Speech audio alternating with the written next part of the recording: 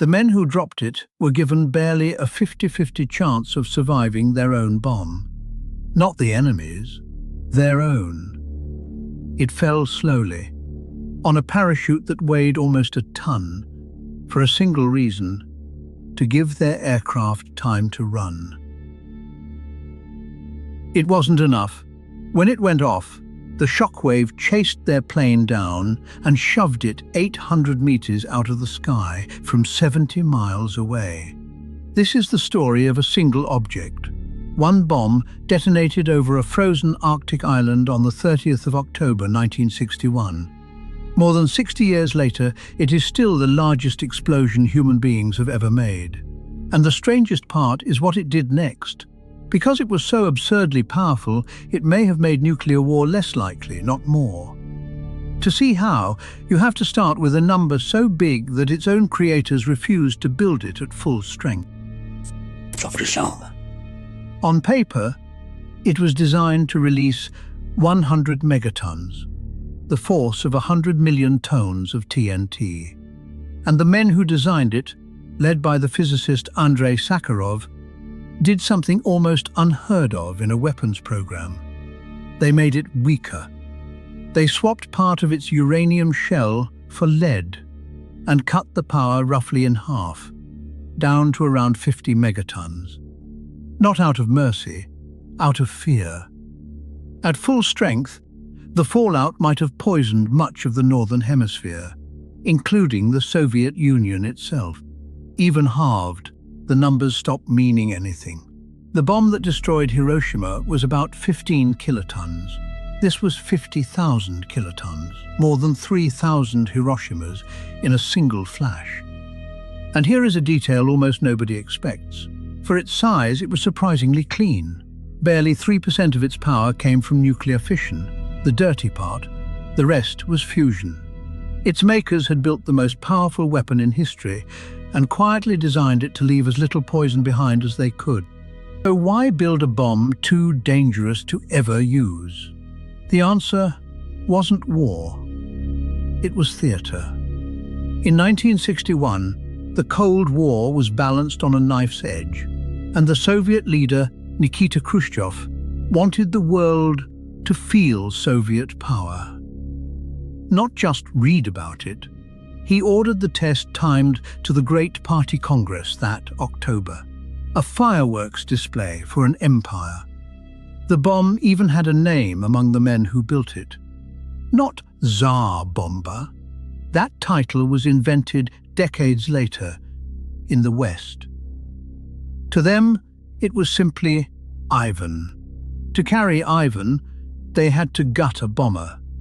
A Tupolev Tu-95 had its bomb bay doors torn off and its fuel tanks stripped out, just to fit the 27-ton object underneath, 8 meters long and taller than a man is wide.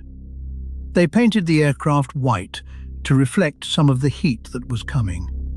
And on the morning of the test, it flew north over Novaya Zemlya, a remote island in the Arctic Sea, one of the loneliest places on Earth. At just after 11 in the morning, they let Ivan go. The giant parachute bloomed open, and the bomb began its slow fall toward the ice, 10 kilometers below. The parachute wasn't for accuracy, it was a stopwatch. Every extra second it bought was another few kilometers the crew could put between themselves and what was about to happen. The pilot, Major Andrei Dunovtsev, turned the white bomber and ran for the horizon. He had been told he would probably not make it. Ivan fell for a little under 3 minutes. Then, 4 kilometers above the island, it woke up. The fireball alone swelled to 8 kilometers across, almost reaching back up to the height of the plane that had dropped it.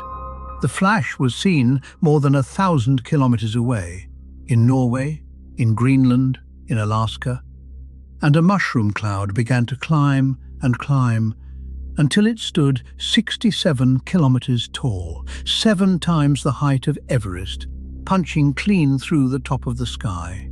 The number that stays with you isn't the height, it's the wave. The pressure wave from this single bomb was strong enough to travel all the way around the planet. Not once, at 3 separate times. It shattered windows nearly 900 kilometers away in Finland and Norway, from a blast over an empty island. On the far side of the world, in New Zealand, instruments felt the atmosphere pulse. The ground itself rang like a struck bell. And here is the detail that changes everything. That fireball, the size of a small city, by the simplest maths, should have reached all the way down and scorched the earth. It didn't. The bomb's own shockwave slammed into the ground first and bounced back up, catching the fireball and holding it in the air. In other words, Ivan was so violent that it partly cancelled itself out. Because, for all its terror, Ivan was militarily almost useless. It was too heavy for any missile, too big for any real target, and the plane forced to carry it would never have survived an actual mission through enemy skies. It could not win a war. It could only prove a point. And the point it proved was quietly horrifying. The superpowers were now building machines whose entire purpose was to threaten. Weapons designed, from the start, never to be used. That idea would soon have a name: mutually assured destruction. The grim arithmetic that kept the Cold War cold, that neither side could ever strike first because both would die. Tsar Bomba was that arithmetic made visible in a single mushroom cloud 67 kilometers high. It was a demonstration not of how a war might be won, but of why one could never be fought. And it may have been too much even for the men playing the game. The United States never tried to top it.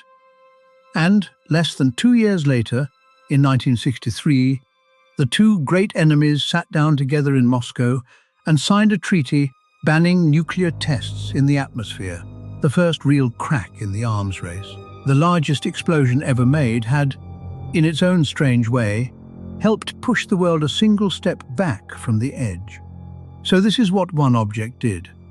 A bomb too big to ever drop on anyone became the argument for never dropping one at all. 60 years on, the doctrine it helped burn into the world is still the reason those missiles sit quiet in their silos. All of it traceable back to a single grey morning over a frozen island. And one number its own makers were afraid to build. Sometimes the biggest picture in history hides inside the smallest detail.